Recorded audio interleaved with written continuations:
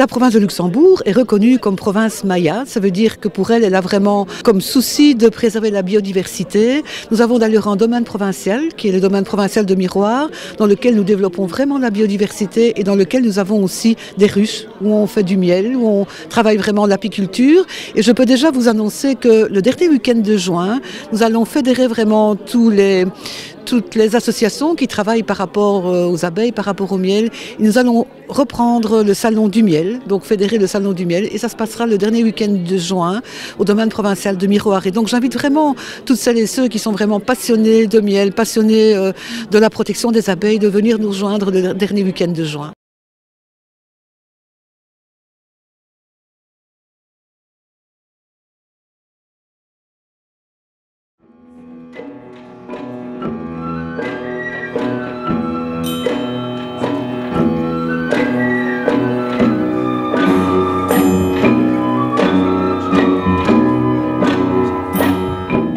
L'histoire de l'apiculture remonte à l'Antiquité égyptienne, c'est-à-dire sûrement il y a 4000 ans, et l'importance du miel a été extrêmement grande pour le motif que pendant des siècles, les hommes ne connaissaient pas le sucre de canne et puis le sucre de betterave.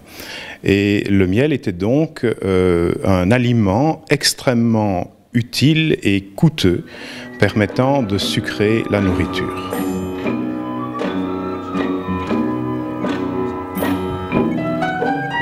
Nous sommes pour le moment devant une ruche en paille, une cloche de paille, comme on en fabriquait il y a 1 siècle et demi. Cette ruche, aujourd'hui, n'est plus en activité, on utilise d'autres ruches, mais regardez, elle était couverte d'un revêtement à base de bouse de vache qu'on appelait du pourget. Bouse de vache et chaud.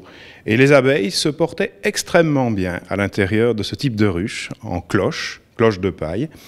Mais le problème principal de cette ruche, c'est que lorsqu'il fallait récupérer du miel, l'apiculteur devait détruire toutes les constructions de l'abeille et par conséquent être obligé d'avoir un comportement destructeur de la ruche. Ce travail de vannerie était effectué avec de l'osier, également avec du saule, et avait une durée de vie qui pouvait largement passer une génération, pour autant qu'elle soit protégée par des paillons et mise à l'abri des intempéries. Vous voyez qu'à l'intérieur de la ruche, il y a une cavité, et cette cavité était bâtie à partir du plafond par les abeilles qui faisaient descendre leur construction. Ici, vous voyez une représentation de l'intérieur de cette cloche de paille. Les abeilles construisaient des rayons suivant leur bonne volonté. Et ces rayons avaient des formes parfois tout à fait presque anarchiques, mais les abeilles se sentaient très bien dans ce type de construction. L'apiculteur utilise une ruche de ce format-ci. C'est une ruche qu'on appelle une ruche à cadre, parce que l'intérieur est composé de cadres mobiles qui permettent à l'apiculteur de ne pas détruire toutes les constructions lorsqu'il récupère le miel. Et cette ruche, à l'heure actuelle, remplace les cloches de paille depuis plus d'1 siècle. Ici, vous avez un cadre qui a été bâti par des abeilles, et vous pouvez voir les alvéoles hexagonales qui remplissent ce cadre en bois. Les alvéoles hexagonales ont toujours émerveillé les hommes. On se demande comment les abeilles sont capables de réaliser des structures aussi régulières. Ici, vous êtes en présence d'un vieux cadre que les abeilles ont utilisé pour 2 choses. D'une part, pour mettre du miel dans la partie supérieure qui est plus claire, et d'autre part au centre, pour faire l'élevage des jeunes abeilles. Ce cadre a probablement abrité plusieurs générations d'abeilles. Vous avez ici un exemple de peinture écologique qui est faite à partir d'huile de lin, d'eau et comme liant de farine de seigle. Alors on va ajouter à ces 3 éléments un pigment. Et là, le pigment, on va le choisir comme étant un pigment écologique, entre guillemets, parce que c'est tout simplement ici de l'oxyde de fer. Cet oxyde de fer donne une couleur rouge, mais chauffé à une haute température, on va obtenir un pigment jaune et on obtiendra également un pigment vert. Donc il est possible à n'importe qui de faire sa couleur soi-même, une couleur parfaitement écologique pour nos abeilles. Vous avez ici un exemple d'un corps de ruche qui a été peint avec la peinture écologique. La ruche est bien protégée, les abeilles ne sont pas empoisonnées par des substances toxiques et en plus, finalement, c'est esthétique. Les abeilles retrouvent la porte de leur logis plus facilement lorsque des ruches qui sont proches l'une de l'autre ont des couleurs différentes. Vous voyez du jaune, vous voyez du rouge, vous voyez du vert.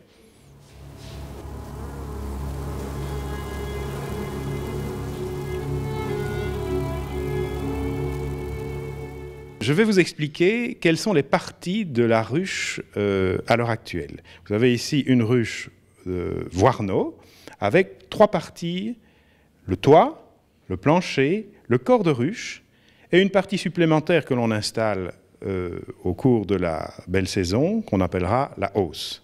Sous le toit, vous avez une partie qu'on appelle le couvre-cadre. Ce couvre-cadre apporte l'isolation dans la ruche. Voilà la partie centrale de la ruche qu'on appelle le corps de ruche. C'est dans cette partie centrale que la colonie va vivre et c'est à l'intérieur de cette partie que l'apiculteur va poser des cadres garnis de cire gaufrée.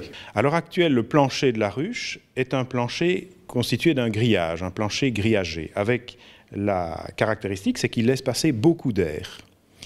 Un autre type de plancher permet de ne pas avoir le problème des courants d'air. C'est ce qu'on appelle le plancher à tube. C'est quelque chose de beaucoup plus rare, mais les abeilles se portent assez bien avec ce type de plancher.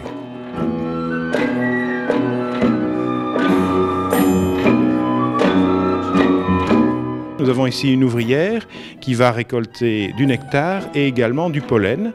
Et ce pollen est attaché à la patte postérieure.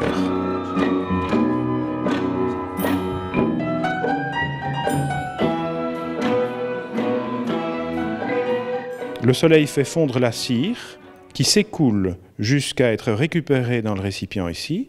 Et vous voyez ici cette cire qui est bien jaune, bien propre. Par rapport à d'autres façons de récupérer la cire, on a la plus belle des cires qui soit.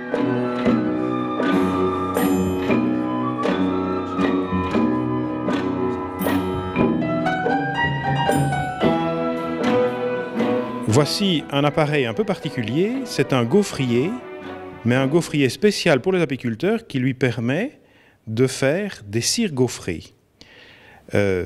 L'apiculteur ouvre ce gaufrier, laisse couler de la cire liquide, referme le gaufrier, l'apiculteur ouvre le gaufrier et il obtient la feuille de cire gaufrée.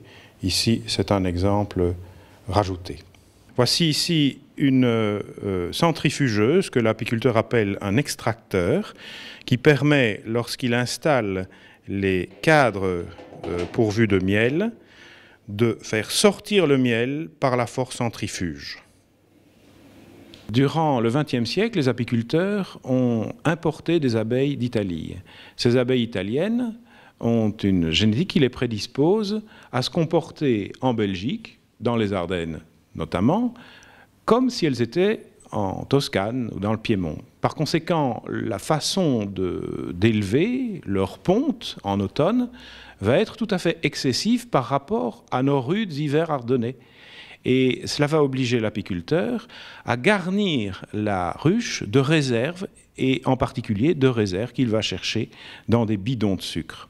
Alors, non, on se distancie de plus en plus d'une apiculture traditionnelle. Ne faudrait-il pas revenir à une apiculture un peu plus raisonnée, raisonnable, qui produit moins de miel, mais qui a l'avantage d'être plus cohérente avec notre territoire.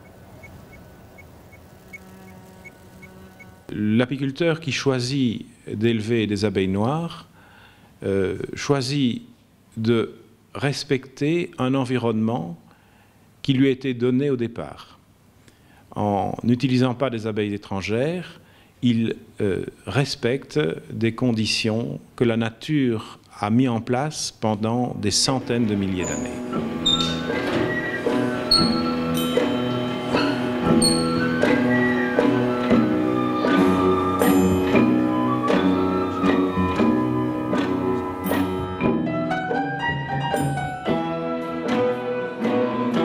j'invite vraiment toutes celles et ceux qui sont vraiment passionnés de miel, passionnés de la protection des abeilles, de venir nous rejoindre le dernier week-end de juin.